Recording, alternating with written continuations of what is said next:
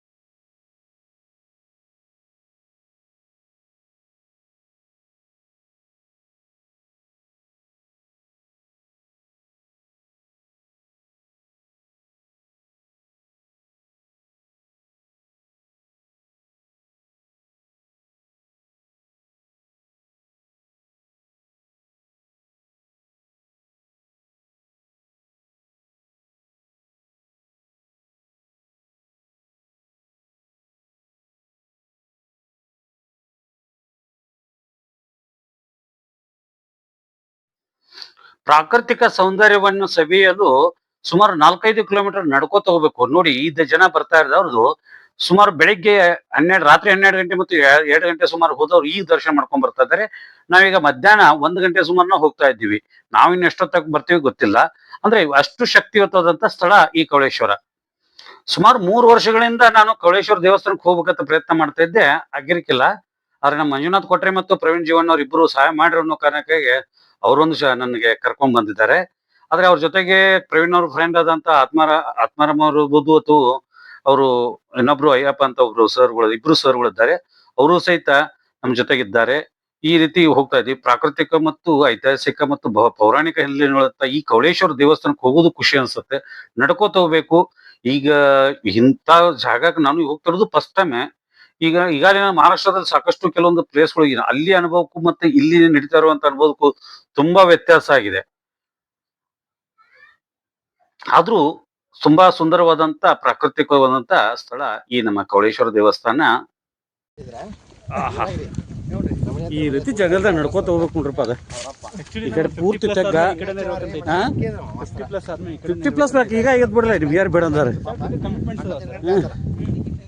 ಮಗಳ ನೀವು ಮನೆಯವ್ರು ಕರ್ಕೊಂಡ್ ಬಂದು ಬಿಡುದ್ರಿ ಅಷ್ಟೇ. ಯಾವಾರ ಬಂದಾಗ ಚಂದ ಅನಿಸ್ತಾರೆ. ಫಾರೆಸ್ಟ್ ನೋಡ್ರಿ 2 ಮುಡಿ ತೆಗಿತದ. ಡೆಪ್ತ್ ಐತಿ. Black forest.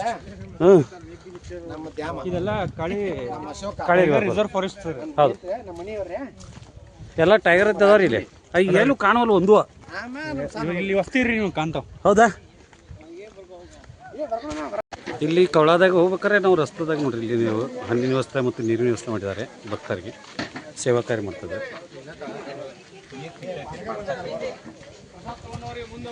ತಗೊಂಡವ್ರಿ ಬರ್ರಿ ಪಾನ್ಕ ಕುಡಿ ಬರ್ರಿ. ಈಗ ಎಷ್ಟು ಕಿಲೋಮೀಟರ್ ಬಂದಂಗೆ ಐತ್ರಿ ನಾವು?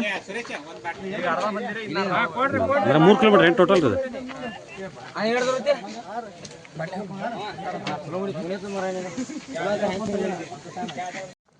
ಇದು ಕವಳೇಶ್ವರಕ್ಕೆ ಬರೋದು ಅಷ್ಟು ಸರಳ ಇಲ್ಲ, ಯಾಕಂದ್ರೆ ಈ ದಾಂಡೇಲಿ ಮತ್ತು ಅಂಬಿಕಾನಗರ ಎರಡು ಕಡೆಯಿಂದ ಬರುತ್ತೆ. ಅಂಬಿಕಾನಗರದಿಂದ ಬರಬೇಕಾದ್ರೆ ಸ್ಟೆಪ್ಗಳು ಹತ್ಕೊಂಡ್ಬರ್ಬೇಕಂತ ಹೇಳ್ತಾರೆ. ಬಟ್ ನಾವು ಈಗ ಬಂದಿರೋದು ದಾಂಡೇಲಿ ಅಂದರೆ 18 ಕಿಲೋಮೀಟ್ರ್ ಬಂದು ನಮ್ಮ ಕಾರನ್ನು ಒಂದು 10 ಕಿಲೋಮೀಟ್ರ್ ದೂರ ತರಿವಿ 7 ಕಿಲೋಮೀಟ್ರ್ KSRTC ಬಂದು ಇಲ್ಲಿ 3 ಕಿಲೋಮೀಟ್ರ್ ನಡ್ಕೊತ ಬರ್ತಾಯಿದ್ದೀವಿ. ಈ ರೀತಿ ಪೂರ್ತಿ ಜಂಗಲ್ನಲ್ಲಿ ಹೋಗ್ಬೇಕು ನೋಡಿ. ಸುತ್ತಮುತ್ತಲೂ ಏನೂ ಇಲ್ಲ, ಯಾವುದು ಮನೆಗಳಾಗಲಿ ಏನೂ ಇಲ್ಲ, ಪೂರ್ತಿ ತೆಗ್ಗಾದ ಪ್ರದೇಶ.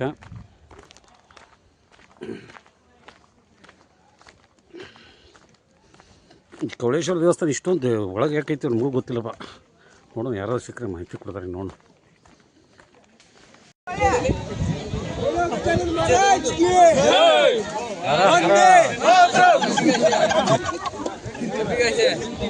ಹಾಂ, ಇದೆಲ್ಲ ಬರ್ತೈತೆ ನೋಡಿ. ಓಕೆ, ಜೈ ಭಾರತ್. ಸ್ಟೆಪ್ ಒಂದು 400 ಸ್ಟೆಪ್ ಹತ್ಕೊಂಡು ಬರಬೇಕು.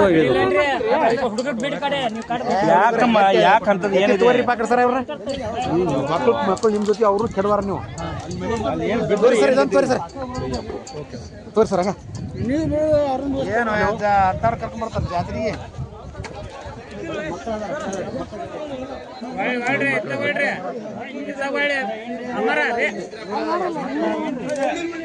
ಎಲ್ಲರೂ ಒಂದೊಂದು ಹೇಳತ್ತಾರೆ ಪಾಯಿಂಟ್ಗಳು. ಇದು ಕಾಳಿ ನದಿ ನೋಡ್ರಿಪ್ಪ, ಇದು ಬ್ಲ್ಯಾಕ್ ವಾಟರ್. ಈ ಗುಡ್ಡ ನೋಡ್ರಿ ಹೆಂಗಿರ್ತದೆ. ಲೈವ್ ಹಾಕತ್ತೇನ್ರಿ ಇದು? ಇಲ್ಲ, ನಮ್ಮದು ಯೂಟ್ಯೂಬ್ ಮೂಲಕ ಹಿಂದಾಡಿ ಎಡಿಟ್ ಮಾಡ್ತೀವಿ. ವಿಡಿಯೋ ಆಗಿದ್ರೆ ಸೇವಕತೆ. ಹಾಂ, ವಿಡಿಯೋದಾಗ ಸೇವಕತೆ ಆಮೇಲೆ ಎಡಿಟಿಂಗ್ ಮಾಡತ್ತೀವಿ. ಈ ಗುಡ್ಡ ಹತ್ತಬೇಕು, ಇಳಿಬೇಕು. ಅಪ್ಪ 4 ಸ್ಟೆಪ್ ಹತ್ತಬೇಕು, 4 ಸ್ಟೆಪ್ ಇಳಿಬೇಕು. 400 ಇಲ್ಲ, ಕಡಿಮೆ ಐತಿ, 180. 400 ಐತ್ರಿ ಸರ್. 400 ಹೌದು.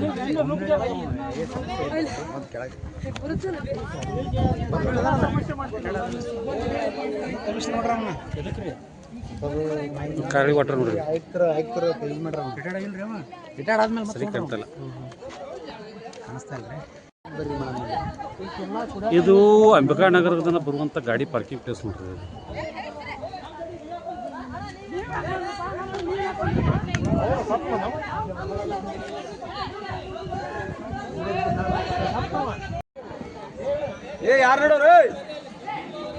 ಇದು ಅಂಬಿಕಾನಗರ ಕಡೆಯಿಂದ ಬರ್ತೈತೆ ಸರ್.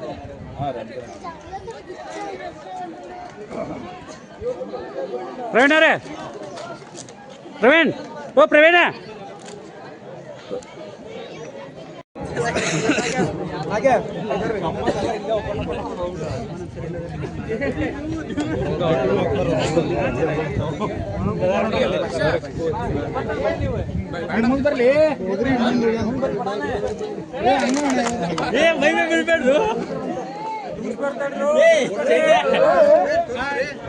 ಹಾಂ, ಎಲ್ಲ ಹಾಯ್ ಮಾಡಿಬಿಡ್ರಿ ಎಲ್ಲ. ಹರ ಹರ ಹರ ಹರ.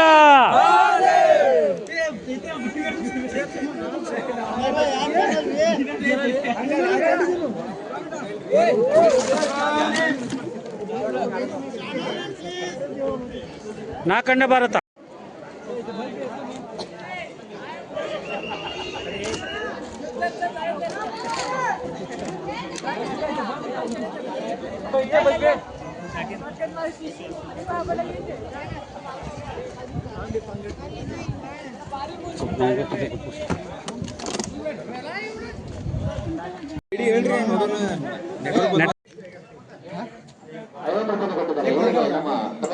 ಧನ್ಯವಾದಗಳು.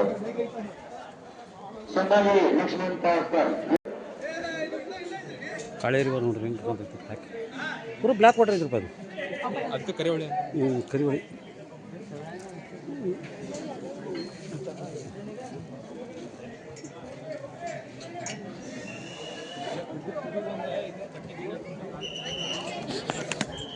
ಅಲ್ಲ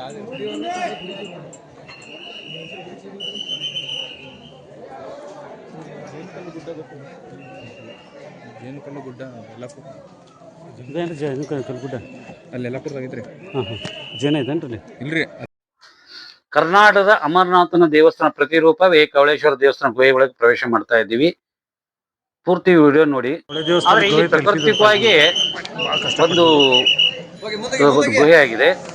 ಇಲ್ಲಿ ಇದು ಒಂದು ಪೌರಾಣಿಕ ಒಂದು ಕಥೆನೂ ಇದೆ. ಅದನ್ನಲ್ಲಿ ನಾನು ಮುಂದೆ ಸ್ವಲ್ಪ ವಿವರಣೆ ನೀಡ್ತೀನಿ. ಹರ ಹರ ಮಹಾದೇವ್.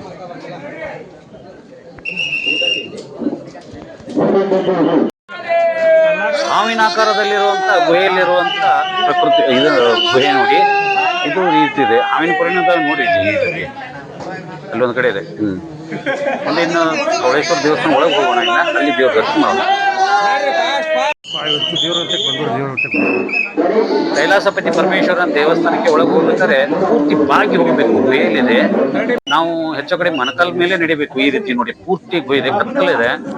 ಸಾಧ್ಯ ಇದ್ರೆ ನಿಮ್ ಜೊತೆಗೆ ಹೋದಾಗ ಒಂದ್ ಸ್ವಲ್ಪ ಟಾರ್ಚ್ ಹೋದ್ರು ಚೆನ್ನಾಗಿರುತ್ತೆ. ಇದು ನೋಡಿ ಪೂರ್ತಿ ಲಿಂಗ. ಇದು ಇದೇ ಕವಳೇಶ್ವರ ದೇವರು.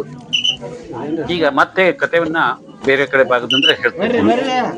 ಪೂರ್ತಿಯಾಗಿದೆ ನೋಡಿ, ಸ್ವಲ್ಪ ಕ್ಲಿಯರ್ ಆಗಿಲ್ಲ. ಆದ್ರೆ ಫೋಟೋ ಮೂಲಕ ನಾನು ತೋರಿಸ್ತಾ ಇದ್ದೀನಿ ನೆಕ್ಸ್ಟ್ ಟೈಮ್.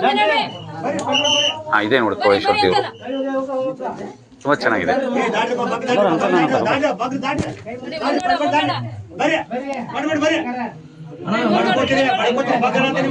ಇದೇ ಕವಳೇಶ್ವರ ದೇವಸ್ಥಾನ.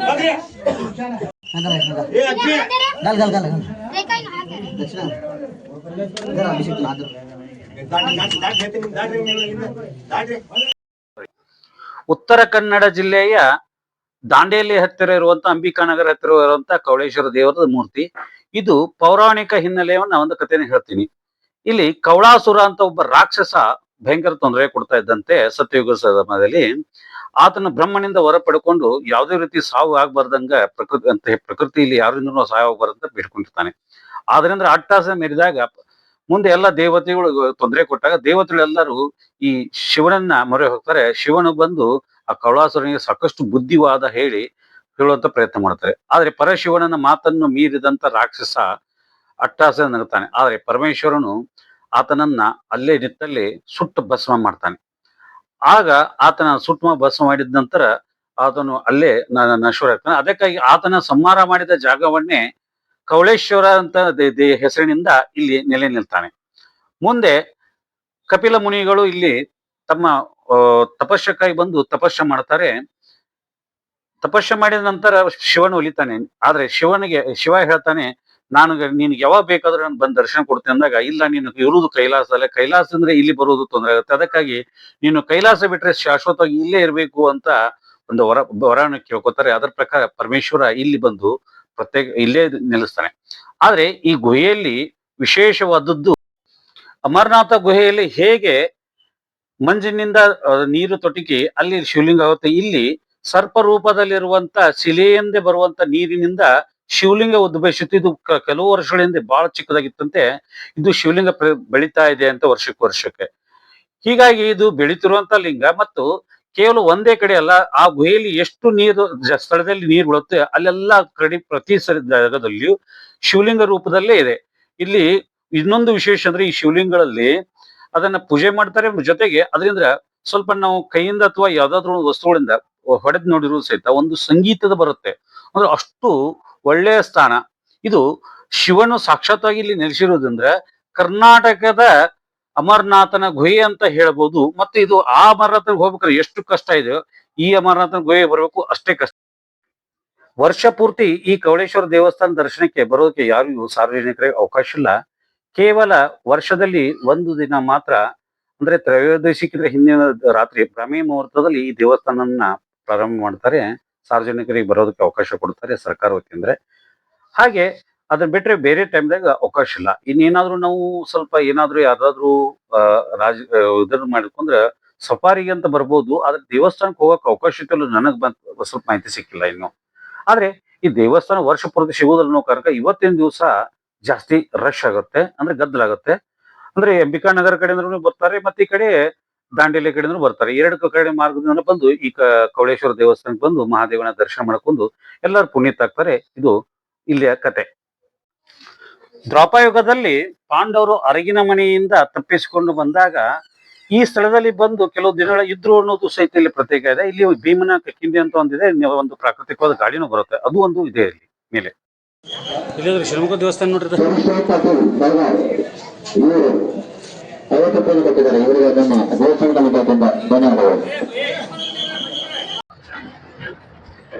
ದೇವರ ದರ್ಶನ ಆಯ್ತು, ಕವಳೇಶ್ವರನ ಕಥೆಯನ್ನು ಹೇಳಿದಾಯ್ತು. ಈಗ ನಾವು ವಾಪಸ್ ನಮ್ಮ ಊರುಗಳಿಗೆ ಹೋಗ್ಬೇಕಂತ ಮತ್ತೆ ವಾಪಸ್ ಬಸ್ ಹತ್ತಿ ನಾವು ವಾಪಸ್ ಬರ್ತಾ ಇದ್ದೀವಿ. ಇದು ಕವಳೇಶ್ವರ ದೇವಸ್ಥಾನ ಮಾಹಿತಿ. ಈ ಎಲ್ಲಾ ಮಾಹಿತಿ ನಿಮ್ಗೆ ಇಷ್ಟವಾಗಿದ್ರೆ, ಈ ಕವಳೇಶ್ವರ ದೇವಸ್ಥಾನ ಗುಹೆ ಇರ್ಬೋದು ಅಥವಾ ದೇವರು ಇರ್ಬೋದು, ಇದೆಲ್ಲ ಮಾಹಿತಿ ನಿಮ್ಗೆ ಇಷ್ಟ ಇದ್ರೆ ನಾ ಕಂಡ ಬರ್ತೀವಿ ಯೂಟ್ಯೂಬ್ ಚಾನಲ್ ಸಬ್ಸ್ಕ್ರೈಬ್ ಮಾಡ್ಕೊಳ್ಳಿ. ಹಾಗೆ ನಿಮ್ಮ ಸ್ನೇಹಿತರಿಗೂ ವಿಡಿಯೋ ಶೇರ್ ಮಾಡುವುದನ್ನ ಮರಿಬೇಡಿ ಅಂತ ಮತ್ತೆ ನಿಮ್ಮಲ್ಲಿ ವಿನಂತಿ ಪೂರ್ವಕವಾಗಿ ಕೇಳ್ಕೊತಾ ಇದ್ದೀನಿ. ಇದು ಕವಳೇಶ್ವರ ದೇವಸ್ಥಾನದ ವಿಶೇಷ ಮಾಹಿತಿ. ಕವಳೇಶ್ವರ ನೀವು ಯಾರಾದ್ರೂ ಅವಕಾಶ ಇದ್ರೆ ಸಿಕ್ಕರೆ ಹೋಗಿ ಬನ್ನಿ.